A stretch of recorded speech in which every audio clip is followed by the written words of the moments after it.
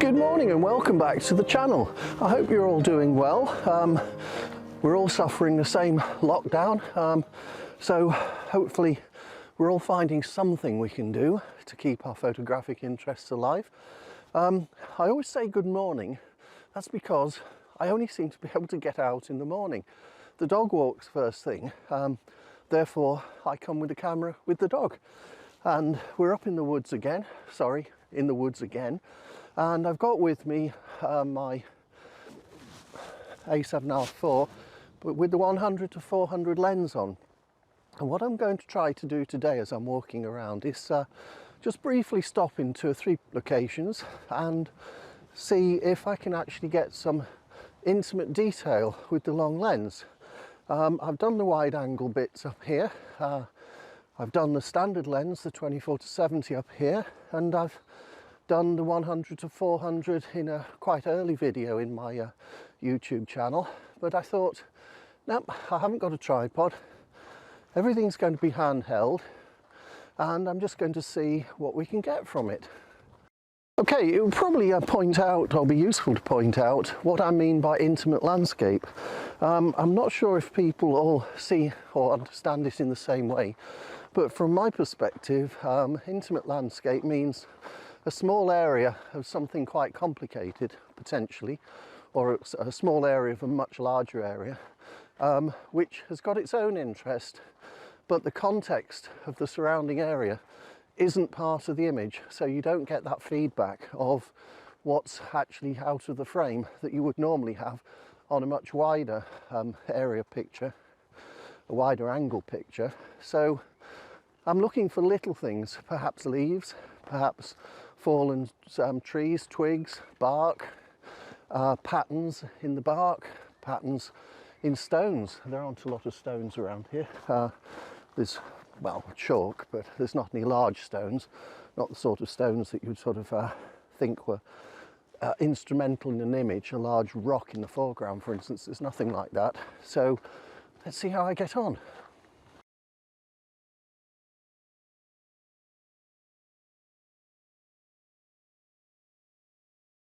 What I'm shooting with is ISO automatic. The reason I'm using ISO automatic in full manual mode is that I don't want to be prattling around working out what ISO I need. What I want to do is ensure I've got a shutter speed that freezes the motion that I'm probably going to get by hand holding these shots, and I also want an aperture that gives me quite a shallow depth of field, because the 100 to 400, even at f11, is only inches, a few inches, maybe 6 inches worth of depth of field at about 10 feet away, which is not very much at all. So actually, normally I would have ISO 100, and I would probably be in aperture priority mode and use aperture to drive the use shutter speed automatically set for me. But no, I'm doing it differently. That's primarily because I don't have a tripod with me. So let's see how we get on. There's some interesting images around here. Ah dear. There's some very nice trees. Very nice. I'm a bit into trees, you might have noticed that. Anyway, let's get on with it and see what we find.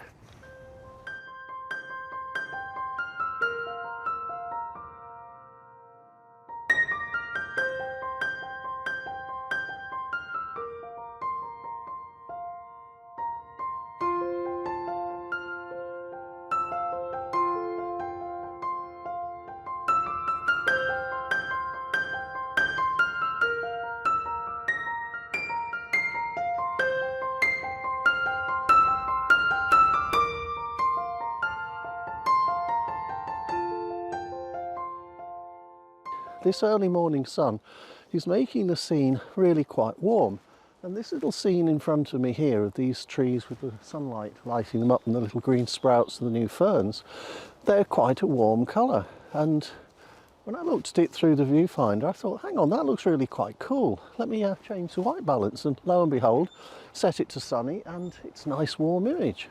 I ever rarely do that, but anyway, I had to do it today, so I'm hoping the images will come out a bit warmer and I won't have to adjust them in Photoshop and Lightroom as much as I normally have to. We will see. I'm walking back now, and I think I've got some shots, but I couldn't really talk you guys through it for several reasons, one of which is the fact I don't have a tripod with me. Therefore it would have been difficult to have put this vlogging camera on anything practical.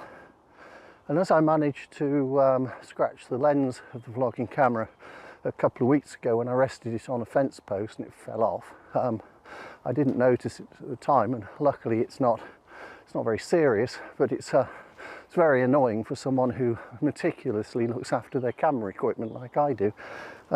Anyway, I wanted to talk a little bit about a couple of settings that I use quite a lot on my camera.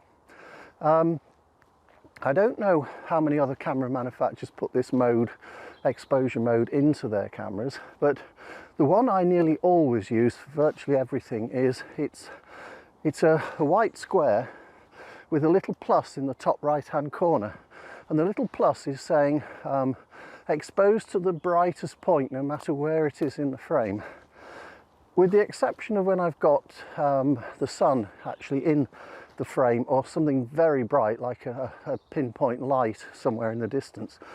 I always use that mode to expose, because that way I protect all highlights, and I particularly do not like highlights that are blown out.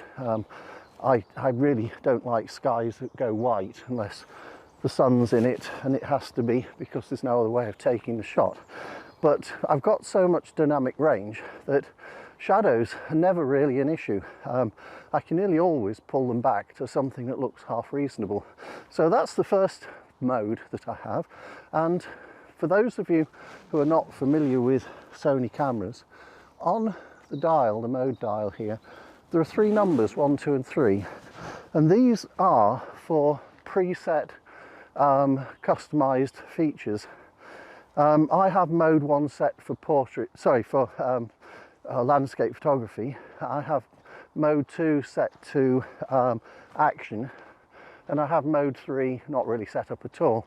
I only really have those 2 settings. So essentially I can configure any setting on the camera, any setting, and allocate it to one of those presets, which means that when I go to mode 1, which is my landscape settings, I can guarantee that it will be set to aperture priority, highlight protection mode will be enabled, it will have f8 defaulting as the aperture, which is a starting point I normally work around, but any of these things can be changed. I have 2-second timer configured, I have a whole bunch of other things, all of which save me time having to set the camera up before I use it. And then equally, if I put it in menu 2, I've got it set to shutter priority with shutter speed at for about a 400th of a second. I've got it set to ISO automatic. Oh, in landscape mode, I have ISO set to normally set to 100 or 50 in that mode, and I work from that point. But mode 2 is I'm going to take pictures of the dog or the children or grandchildren or whatever, or I'm going to some event that's got some rapid motion in it, and I want most of the factors already pretty much set up for me so that I don't have to think too much about setting the others. So those are just some of the things that I customize to suit my own purposes, and it seems to me as if I'm approaching a road. Yes, I am. So I best go and get the dog back because he's not on his lead at the moment. The roads are very quiet at the moment, but I still think some nitwit might come along and run him over, so we don't want that. Anyway, I'll get back, have a look at these images, see what we've got, and I'll put them up. So thanks for watching the video as always. If you like it, please give it a thumbs up. If you like my channel, please subscribe to it and press the notification button, and also feel free to invite your friends to if they think they'll like my content. Anyway, bye for now.